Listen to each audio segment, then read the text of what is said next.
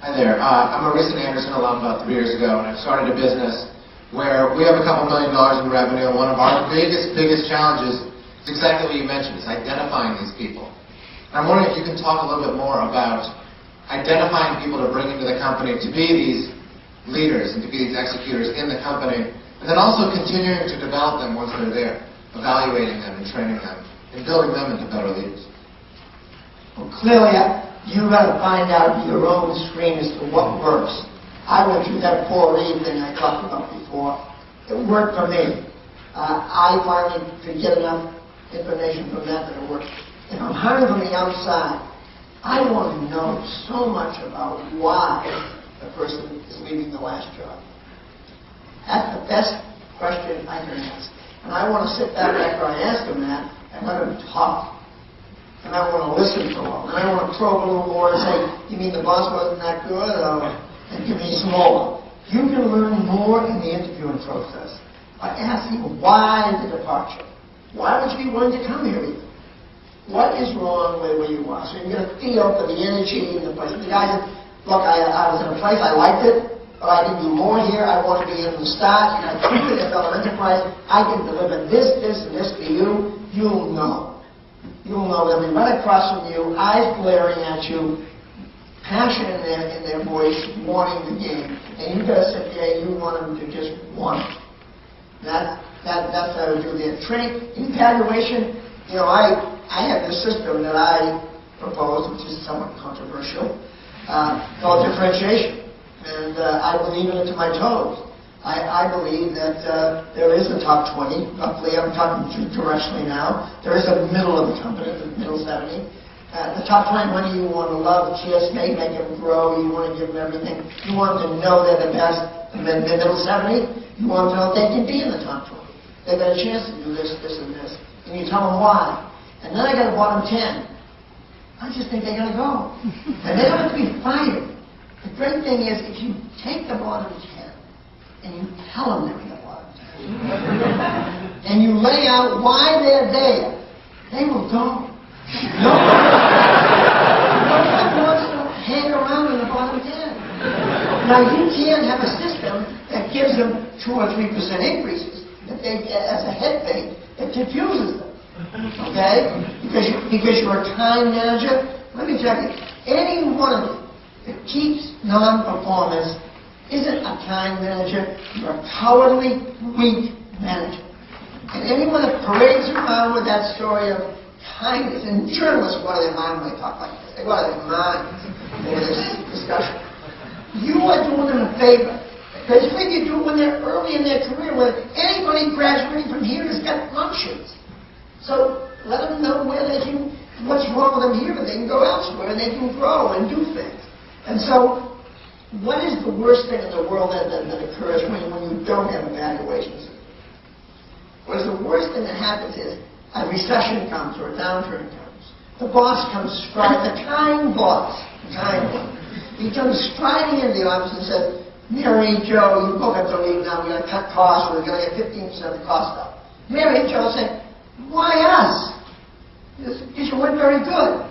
Well, why didn't you tell us? We've been here 23 years. That's what happens.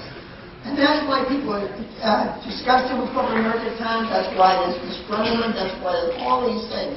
I was at a radio show this morning. This was a TV show. I did 2 or 3 things this morning.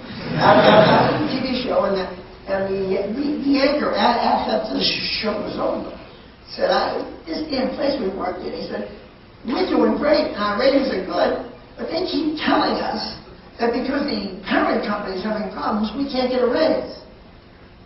Come on. That's the lamest thing known to man. That's a lousy man. That's a lousy manager with a lousy excuse that isn't candid with you. You want to be open and candid with every employee. You as a leader, every one of you that graduates from here, as you lead a group of people, you have the obligation to let them know where they stand. You have that obligation. That's what leadership's about. So nobody can be surprised about anything that happens in your place when you ask about training and developing. I always, 4 times a year at least, I would write on a piece of paper what I like about what you're doing and what you can improve. A little scrap of paper with a left and a right-hand column. I did it every time they got a raise, every time they got a bonus, every time they get a stock option and the annual appraisal plan. That was a minimum of 4. You have to keep doing that. You have to keep telling people, and have they improved from the last time you told them what they need to improve? So you always have this dialogue between you that's open as to where they stand and how well they do. If you do that, you'll just build a great team. I'll guarantee it. By the way, there's more complete answers about the evaluation, interviewing talent in one of your chapters here in the book. Thank you. Mr. Welch, it's an honor. I with GE Commercial Finance, formerly GE Capital. Got the pleasure of working underneath you for 2 years. My question is, in capital these days in finance, we talk a lot about, especially me in finance sales, your biggest sale is not just in front of the customer, ACFC, which Mr. Rimlo has talked a lot about, being in front of the customer, but we talk a lot about the internal sell. You have to sell yourself to GE too, so I've got 2 sales jobs.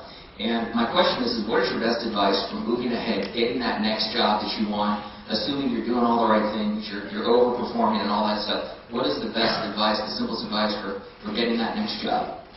You just said it. I mean, if you're over-delivering and they're not responding to you, you have to have a dialogue about, hey, look, here's what I've done. And am I going to get something missed? And then if you're over-delivering, you feel pretty good about yourself. If they don't smarten up and move you along, you've got to take matters in your own hands and move on. But if you're over-delivering, I bet that you're going to find out that you're going to get taken care of. Now, you got to be sure that you're really over-delivering. And that could be you and your mirror have to make.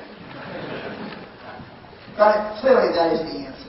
I mean, it is without question the answer, because then you've got something to lay in front of your boss about, hey, where do I go from here? Let's talk about my career. And if your boss isn't doing that with you on a frequent interval, then they're not doing their job and you're not challenging them on it. And you've got enough stuff here now that you can pack up and go elsewhere if it isn't working out right for you. I always told everybody in GE, no one's here at gunpoint. Everybody's here. We want to excite you. We want you to stay more than anything in the world. We want you to love the place. But if we're not delivering for you, I hope you'll take it into your own hands. Because if we find out that 3 or 4 of you have gone and you're good, we'll find out you had a bad boss.